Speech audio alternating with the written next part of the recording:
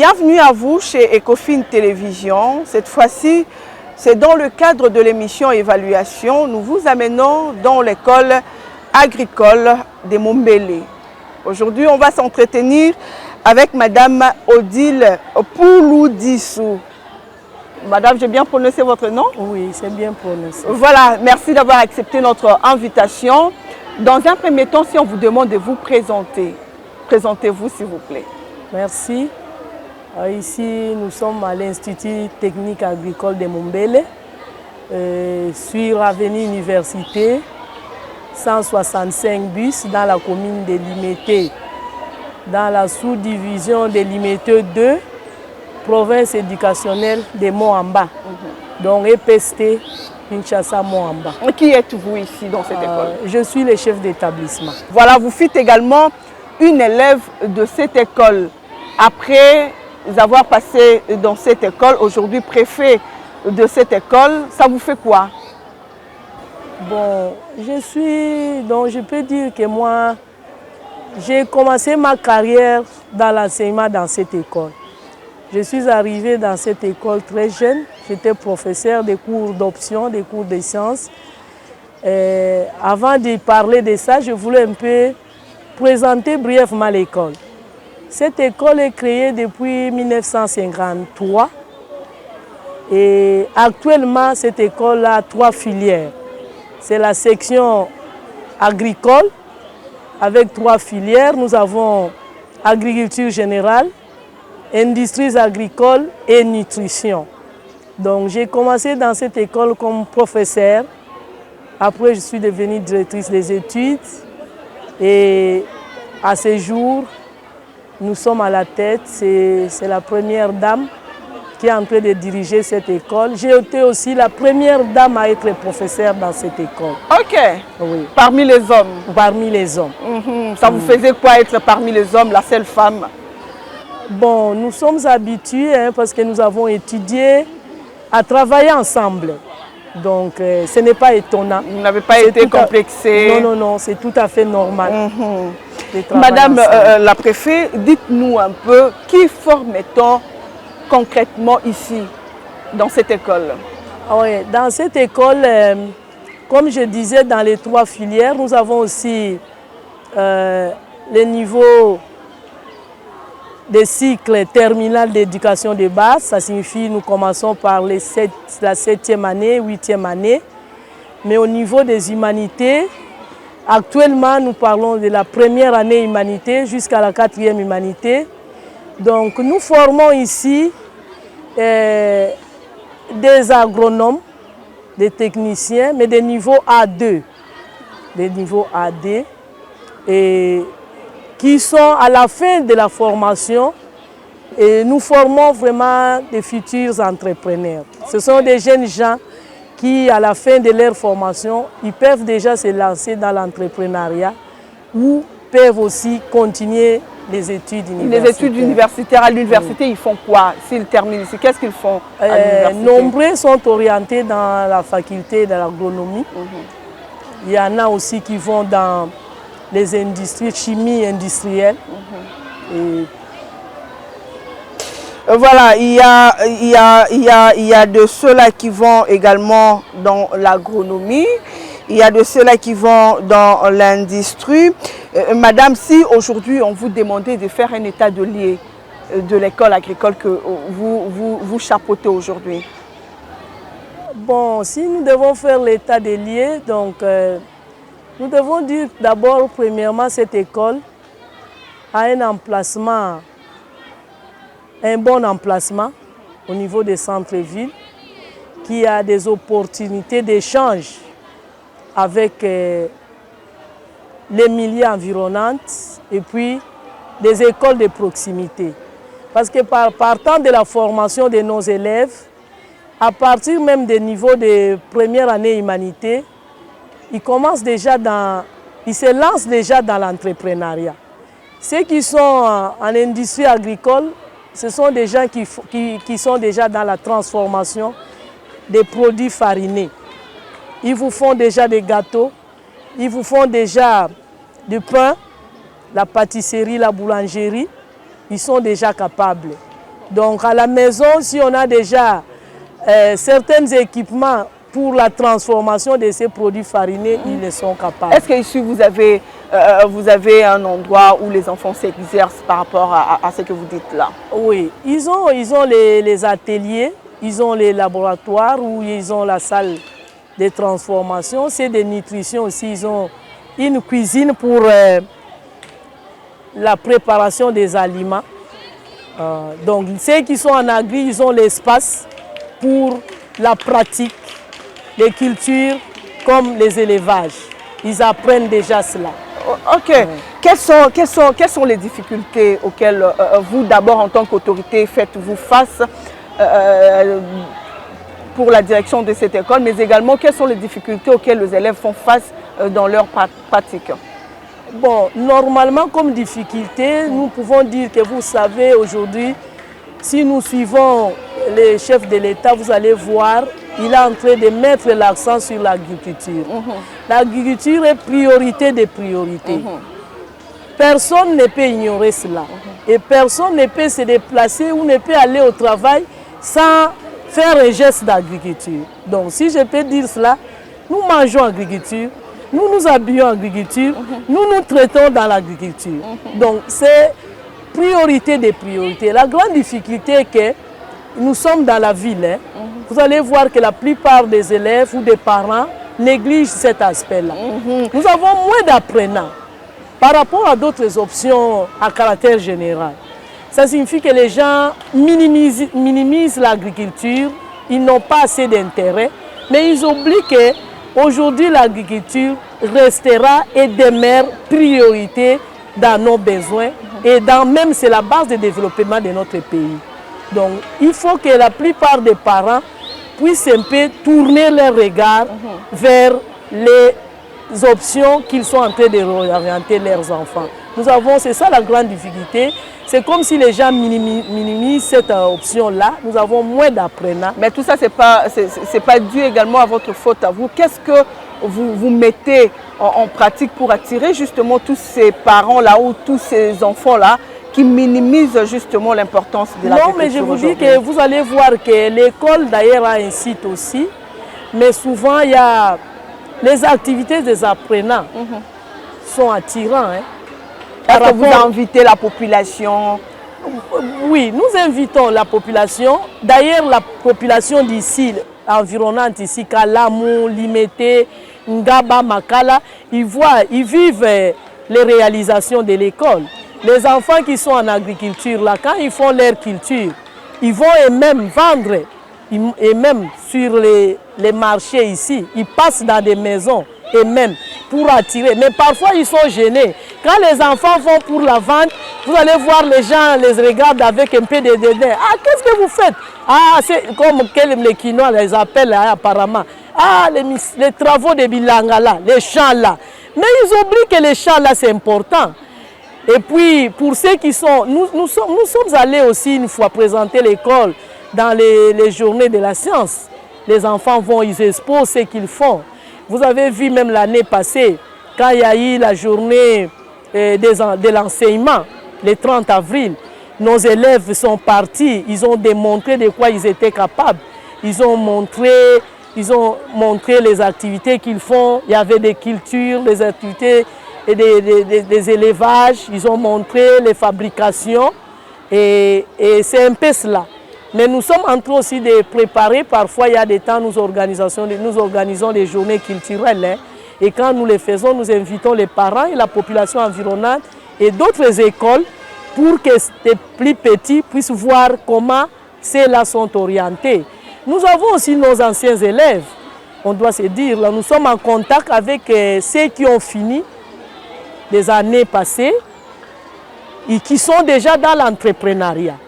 Et d'ailleurs, c'est parmi les entreprises de certaines de nos élèves que nos apprenants vont en stage là-bas. Parce qu'actuellement, il faut savoir qu'avec les nouveaux programmes, il y a à chaque année une période de stage pour renforcer encore les capacités des apprenants et qu'ils se mettent déjà en relation avec est-ce que vous avez assez d'endroits où envoyer les élèves pour le stage, par exemple? Bon, pour les stages, nous avons un peu d'handicap, surtout au niveau de l'option industries agricoles, hein, parce que nous n'avons pas beaucoup d'entreprises étatiques et souvent ce sont les privés qui sont dans ce genre de transformation. Quand vous parlez de l'industrie agricole, les Congolais doivent retenir quoi? Qu'est-ce qu'ils doivent comprendre? Donc, dans l'industrie agricole, ça signifie qu'un élève ou un apprenant qui œuvre ici dans cette option-là, il est capable de transformer des produits locaux, hein, que nous avons ici. Il peut faire, parce qu'actuellement, il faut savoir, il faut éduquer la masse, la population. Vous allez voir que sur notre nos marchés, nous sommes inondés par des produits qui ne sont pas des produits bio, qui ne sont pas des produits naturels. Et souvent, il faut voir surtout les plus jeunes, hein, ils sont livrés à des jus pleins de colorants chimiques qui ont des impacts négatifs sur la santé. Mais ces apprenants qui sont à l'industrie, ils vont vous fabriquer des jus naturels à base de nos produits locaux. Je prends l'exemple, ils vont vous faire des jus de mangue, des jus de carambole, des jus de corosol. À quelle quantité? Est-ce qu'on les vend également? Oui, on les vend, mais on va voir... Vous avez des sites où on peut aller trouver facilement ces jus-là fabriqués par nos enfants? Bon, nous sommes déjà en train de nous préparer, mais il y a des fois, nous avons déjà exposé, mais il y a aussi nos jus qui arrivent au niveau déjà de la Banque centrale. Hein. Ok. On a déjà délivré cela là-bas. Et puis, nous sommes en contact dans certaines alimentations de la place aussi. Mais il faut voir que les Congolais de nature, ils acceptent difficilement les produits naturels, hein, les produits locaux. Et ils se contentent de tout ce qui est plein de matières chimiques, de colorants. Qu'est-ce qui fait ça? Parce qu'ils n'ont pas confiance à votre travail ou qu'est-ce qui se passe? Non, ce sont les habitudes alimentaires. Il faut savoir que chez nous, les industries de transformation ils sont moindres et les gens ne sont pas habitués. On n'en a pas assez. C'est encore un secteur qui a des opportunités que nous devons mettre nos efforts pour vulgariser. Vous êtes la presse. Comme vous venez là, il faut faire voir à la population que voilà à l'ITEA Mumbele, il y a cette option-là, industrie agricole, où il y a transformation des jus naturels, des produits naturels qui sont nécessaires pour votre santé. Parce que vous allez voir que les... À quelle quantité? Est-ce que si aujourd'hui on vous demandait de livrer cela à 3-5 alimentations, vous serez capable de livrer? Ça signifie qu'on va commencer. Toute chose, il faut commencer. Il y a un départ. Ça va petit à petit. Ça va petit à petit. Mais c'est dans l'imagination, c'est d'ailleurs dans les objectifs que nous sommes en train de viser à la longue. Parce qu'actuellement, il faut savoir, les écoles techniques, comme les nôtres, doivent être comme une petite entreprise de base. Parce que l'objectif, comme je disais, avec les nouveaux programmes, nous allons plus dans l'entrepreneuriat. Au lieu d'attendre que les gens finissent pour aller frapper avec les demandes d'emploi, il faut que ces jeunes, à partir de ce niveau ici, soient eux-mêmes créateurs d'emplois. Voilà. Et c'est vraiment la base de la formation que nous sommes en train d'œuvrer ces jours ici. Madame Odile, le pays venait de connaître quelques problèmes, bien que ce n'était pas à Kinshasa directement, le problème de maïs par exemple. Est-ce que nos enfants sont capables, avant même d'aller à l'université aujourd'hui, offrir à la République, pas à une grande quantité, mais au moins le maïs pour couvrir, au cas où cette situation arrivait jusqu'ici à Kinshasa? Est-ce qu'ils seront capables de donner à Kinshasa par exemple les maïs aujourd'hui? Non, ça signifie qu'on doit connaître c'est quoi. Vous avez souligné un vrai problème. Ça signifie qu'ici, vous voyez cette école, c'est là où on doit encourager, on doit former ces jeunes qui vont sortir d'ici, qui puissent avoir le goût de se lancer dans l'agriculture. Et pour soutenir ce genre de problèmes qui arrivent à notre pays, nous sommes un pays où nous avons un grand... De terres arables. De terres arables, une grande superficie de terres arables, de terres fertiles. Mais nous devons inciter, envoyer nos enfants pour aimer cela, ils doivent aimer d'abord l'agriculture. Et c'est le rôle que nous sommes en train de faire. Mais ceux qui sont déjà ici avec vous, on suppose qu'ils aiment déjà, ils sont déjà incités pour faire l'agriculture. Est-ce qu'aujourd'hui, êtes-vous capable, si le pays a besoin des agriculteurs, est-ce que êtes-vous capable de livrer au pays des agriculteurs? Parce qu'en 5e, 6e année, on suppose déjà que l'élève peut déjà entreprendre quelque chose. Oui, oui, oui. Nous avons déjà des enfants qui sont capables de se lancer dans ça. Voilà. Et il suffit seulement qu'ils soient soutenus. Il y en a, parce que vous allez voir même ceux qui vont finir ici, en 4e année, il y en a qui peuvent déjà se lancer dans les exploitations agricoles. Est-ce que vous leur suivez de près? Est-ce qu'ils entreprennent déjà quelque chose dans ce sens-là? Mais c'est comme je disais, quand je vais vous dire que nous sommes en relation, nous entretenons de bonnes relations avec nos anciens élèves. Ça signifie que quelque part, il y a suivi. Ça signifie qu'il y en a qui viennent aussi vers nous pour encadrer leurs petits. Et puis il y en a aussi qui sont déjà dans l'entrepreneuriat. Madame Odile, aujourd'hui, qui peut être considéré comme agriculteur? Merci. Quand on va parler d'agriculteur, donc on peut dire aujourd'hui, vous savez, le terme agriculteur, c'est un terme qui englobe beaucoup d'aspects.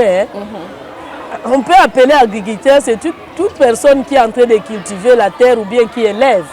Parce que nous allons voir parfois, il y a des branches de mamans maraîchères ou des maraîchers qui se lancent aussi dans l'agriculture ou des produits, de faire parfois des cultures maraîchères et qui sont là.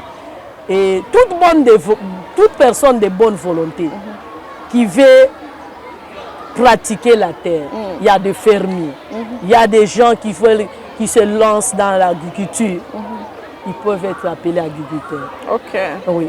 Donc il n'y a pas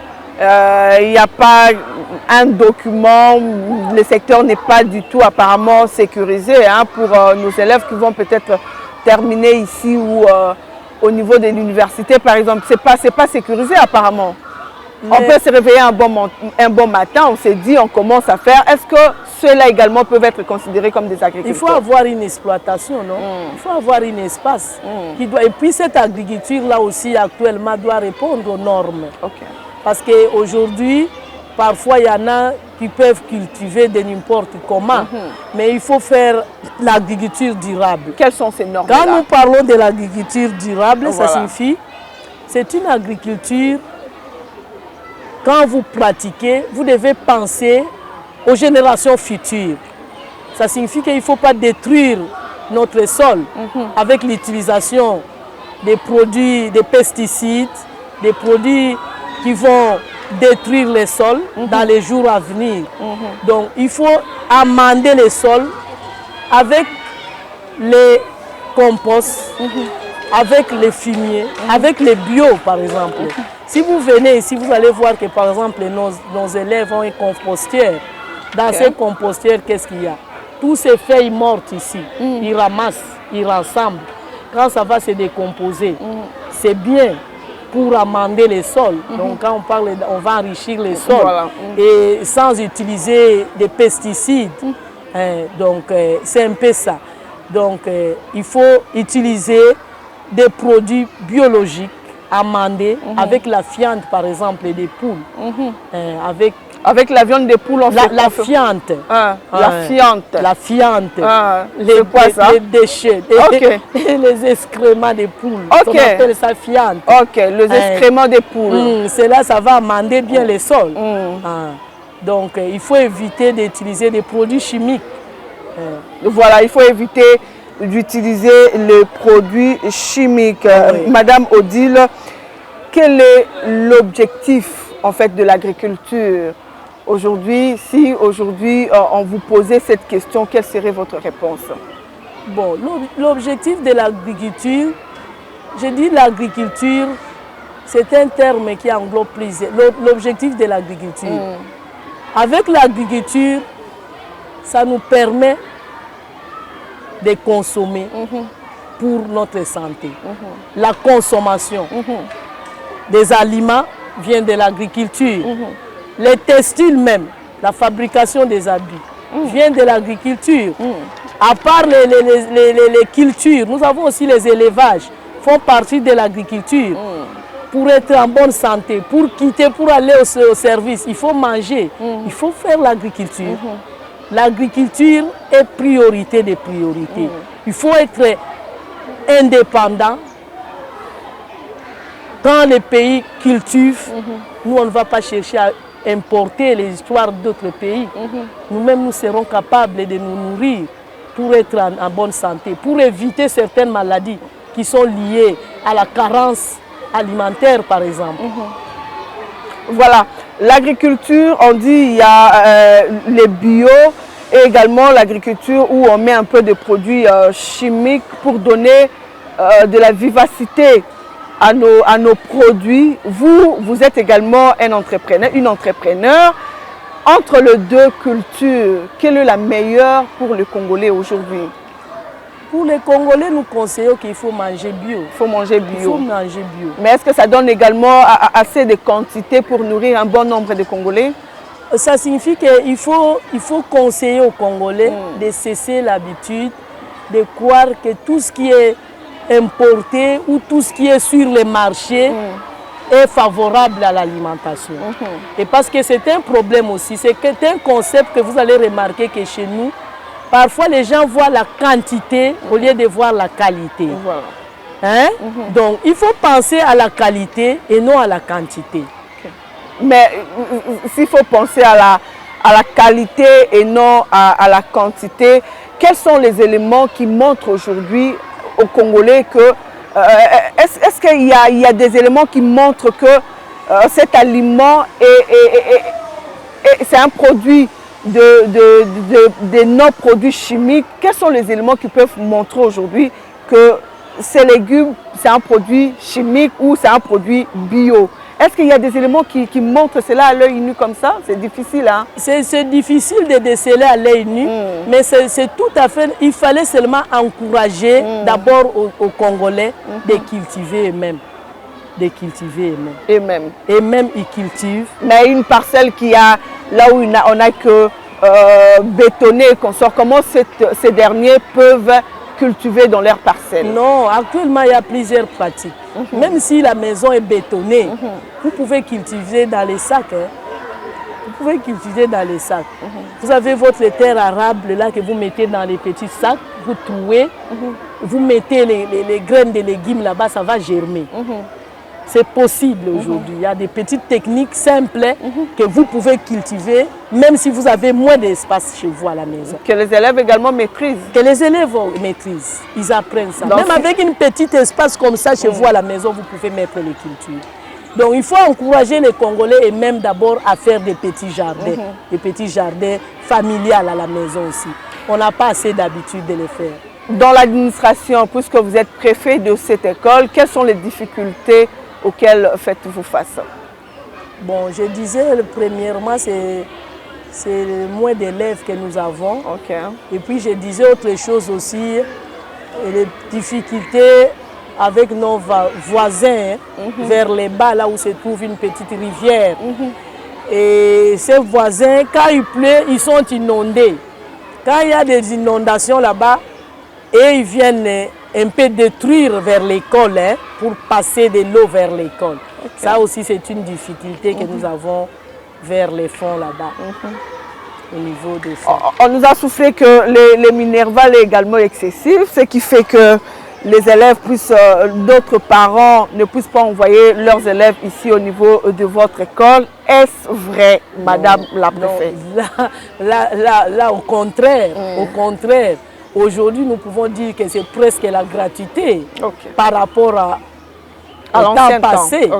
Parce qu'aujourd'hui, vous savez que les élèves qui sont ici, nous sommes une école officielle, les frais sont fixés et sont moindres. Sont moindres. Donc ça ce n'est pas vrai, ça c'est faux. Vous êtes préfet il y a cependant combien d'années que vous êtes déjà préfet? Donc ça c'est la 4e année. La 4e année, avant que vous arriviez, certainement vous avez trouvé une autre personne. Si on vous demandait aujourd'hui d'évaluer ce que vous avez trouvé et ce que vous avez déjà fait, donc là vous allez nous parler des apports que vous avez apportés à l'école. quels seraient vos mots? Bon, c'est pas facile de s'évaluer soi-même. Hein. Ça, on laisse parfois aux autres d'évaluer. Mais aujourd'hui, oui, vous-même, puisque vous êtes devant la caméra, dites-nous quand même qu'est-ce que vous avez apporté comme... Je disais, c'est difficile, mais il faut que les autres nous évaluent. Mais je vais vous dire une chose, quand j'arrivais dans cette école, il n'y avait pas presque de filles. Hein. Les filles étaient moindres, il n'y en avait pas. Mais actuellement, je vous dis que nous avons l'effectif de 417 élèves, et parmi lesquels nous avons 186 filles. Et quand vous voyez la tendance, nous avons maintenant nombreuses filles qui se donnent dans ces métiers. Dans les temps, on croyait que c'était plus pour les garçons, ainsi de suite. Mais nous avons des filles qui sont là et qui s'appliquent aussi plus que parfois les garçons. Et puis quand nous étions là, l'école était presque non clôturée. Hein. Cette école n'était pas clôturée. Mais avec l'apport de nos anciens élèves aussi, ils sont venus nous accompagner. L'école est clôturée. Et d'autres choses, j'aimerais que les autres personnes nous évaluent. Nous sommes arrivés pratiquement à la fin de cette émission. Un message par rapport aux autorités? Vous avez votre autorité de tutelle qui est M. Tony Mwaba. Vous avez également le président de la République qui vous suivra certainement. Quel message pourrez-vous lancer par rapport aux défis qui vous attendent dans cette école? Non, nous savons que nos autorités, ce sont eux qui sont en train de nous soutenir. Hein. Et nous n'avons pas un grand mot à dire là-dessus. Et nous savons que le président de la République encourage l'agriculture. Il a l'œil visé sur les jeunes qui sont formés dans l'agriculture. Cette école, c'est une école pilote. Et son Excellence, le ministre Tony aussi, tient fort à la formation des apprenants qui sont dans cette école. Ils sont là pour nous accompagner. Nous ne pouvons que les souhaiter, je ne sais pas, un bon mandat. Voilà. Et puis qu'il soit toujours dans sa vision avec notre ministre. Il a une vision de lutter contre les antivaleurs et nous les soutenons. Nous sommes là pour accompagner la jeunesse. Le dernier mot, ça sera un dernier mot par rapport aux parents qui nous suivent, qui sont un peu réticents pour envoyer leurs enfants faire cette école ou faire cette filière. Quel serait votre mot par rapport à tous ces parents-là qui sont encore réticents? Nous lançons un mot à ces parents de venir inscrire leurs enfants ici à l'Institut technique agricole de Mombele. Nous avons 3 options, comme j'avais dit en amont: agriculture générale, industries agricoles, nutrition. Et parfois, ils sont ignorants. Hein. Ils ne savent pas que ce sont des options qui ont des opportunités dans l'avenir. Aujourd'hui, nous parlons des métiers verts. On va les trouver où? Dans ces options-là.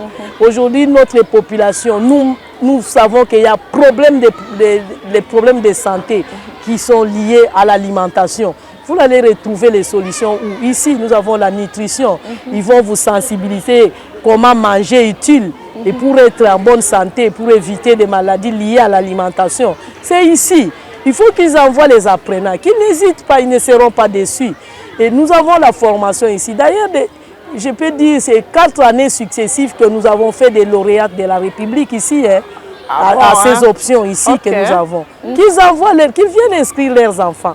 Qu'ils viennent inscrire leurs enfants. Bientôt là, Bientôt là, c'est la fin de l'année. La fin de l'année, les examens également. Et puis, oui, qu'ils viennent inscrire dans quelle attitude sont les élèves pour affronter les examens d'État? Nos enfants sont toujours sereins. Nous sommes fiers parce que nous savons qu'ils sont formés, ils vont étudier et nous savons que nous sommes sûrs qu'ils vont passer leurs examens sans crainte et ils vont réussir.